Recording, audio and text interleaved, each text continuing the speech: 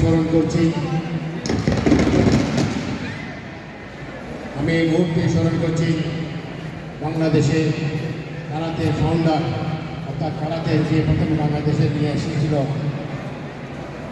যারা হাসান আহমদ ইমনজি, আমাদের হবিগঞ্জের স্নেহা একক কাতাতে অংশগ্রহণ করেছে।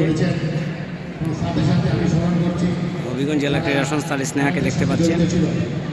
আমাদের প্লেয়ার, ক্রীড়া সংগঠক, রেফারি যারা মৃত্যুবরণ করেছেন তাদেরও স্মরণ করছি এবং এই স্বাধীনতা যুদ্ধে যারা আত্মত্যাগ করেছিল তাদেরকে আজকে স্নেহা স্বাধীন হয়েছে বলে টাটা দেওয়ার দিয়ে তাদেরকে স্মরণ করতে হচ্ছে।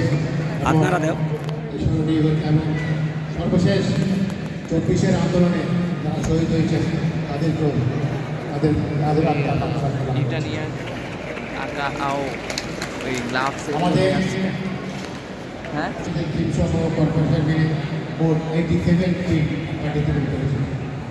আরও কয়েকটা করেছিল তাদের দুর্ভ্রান্তির জন্য তারা বাদ পড়েছে।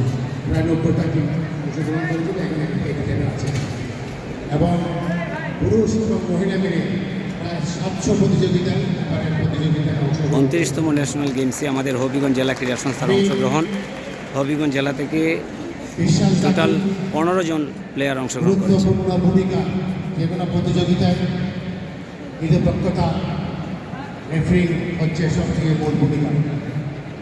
এই মূল ভূমিকার জন্য এবার যারা রেফারি কমিশন এবং রেফারি করেছে তারা অতীতের সকল দ্বিধাদ্বন্দ্ব ভুলে গিয়ে এই স্নেহা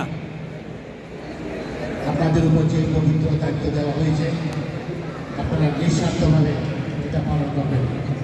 আমরা রক্তের সম্পর্কর জন্য তিনি তাকে খেলোয়াড় তার প্রতি কোনোরকম যেন পথ করে দেন, তাহলে এই কারাতের উন্নতি হবে, না হলে একজন ভালো খেলোয়াড় প্রতিবন্ধকতা সৃষ্টি হবে।